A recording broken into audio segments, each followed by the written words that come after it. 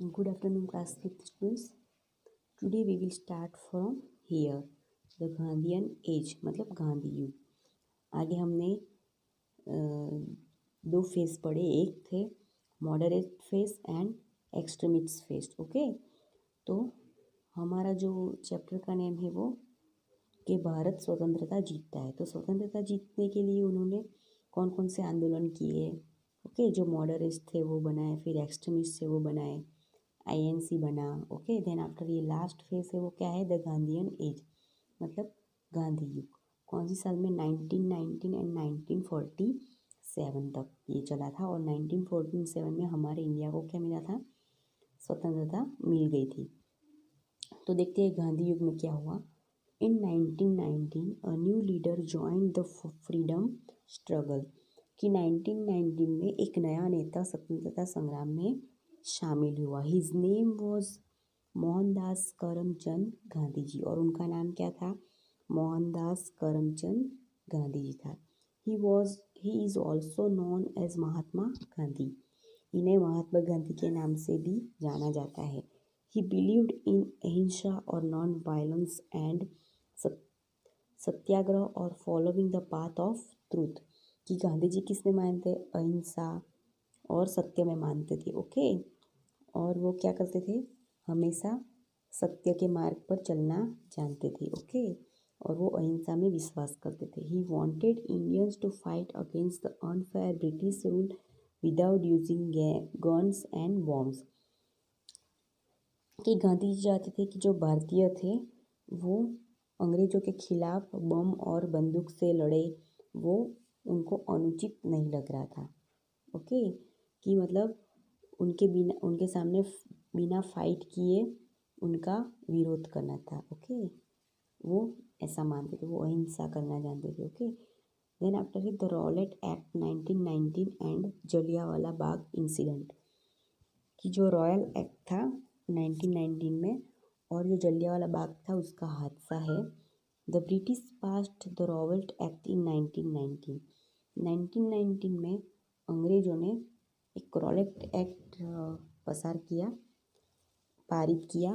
वो एक क्या था, वो एक कानून बनाया गया था कि अंडर दिस एक्ट, कि इस अधिनियम के तहत the British could arrest any Indian without giving any reason, कि उन्होंने एक अधिनियम बना लिया था कि जो ब्रिटिश अंग्रेज किसी भी भारतीय को गिरफ्तार अरेस्ट कर सकते थे, गिरफ्तार कर सकते थे विदाउट गिविंग एनी रीज़न, किसी भी कारण सिवाय। ओके, कि किसी भी कारण की ज़रूरत नहीं है, वो ऐसे ही उनको गिरफ्तार कर सकते। To protect against this law, और इस कानून के विरोध में about 20,000 people gathered at the Jallianwala Bagh in Amritsar on 13 April 1990। और इन्होंने ये जो रॉयल एक्ट बना लिया था उसके विरोध में 20,000 लोग कहाँ पे इकट्ठा हुए थे, उनके अगेंस्ट जलियांवाला बाग में। वो कहाँ है, अमृतसर में, पंजाब में। कब, 13 अप्रैल 1990 में वहाँ पे ये सब इकट्ठा हुए थे इसके विरोध में। हाउएवर, हालांकि they were not allowed to do so as the British and put a ban on all public meeting that time। हालांकि उन्हें ऐसा करने की अनुमति नहीं थी, इसलिए अंग्रेजों ने उस समय सभी सार्वजनिक बैठकों पर प्रतिबंध लगा दिया था। Okay, the Jallianwala Bagh was surrounded by high walls and had only one narrow gate, कि ये जो जलियांवाला बाग है उसको उसके चारों तरफ क्या है, बहुत ही बड़ी बड़ी ऊंची ऊंची दीवारों से ये घिरा हुआ था, और एक ही गेट था, वो भी बहुत ही मतलब छोटा सा था, सिकुड़ा हुआ।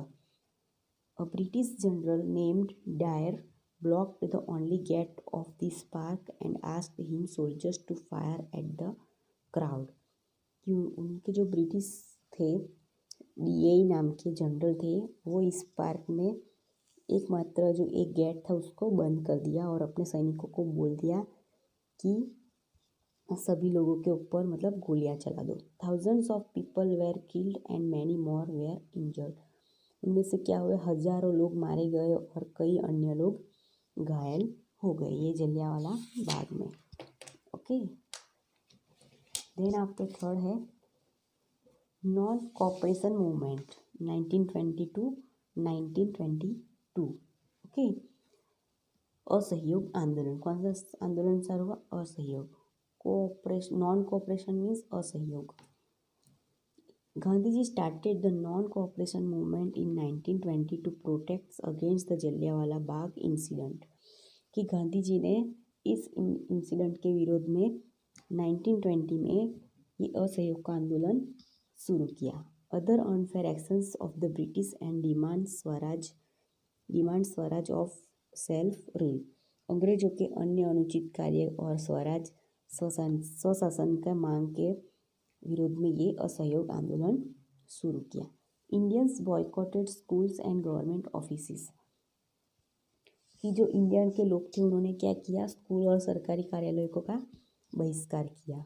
Burned foreign clothes and encouraged everyone to wear khadi, उन्होंने क्या किया कि जो विदेशी कपड़े थे उनको जला दिया और हमेशा के लिए खादी पहनने के लिए सबको प्रोत्साहित किया। Okay. Man and women for across the country took part in this movement, और देश भर में सभी पुरुषों और महिलाओं ने हिस्सा लिया। किसमें? ये असहयोग के आंदोलन में।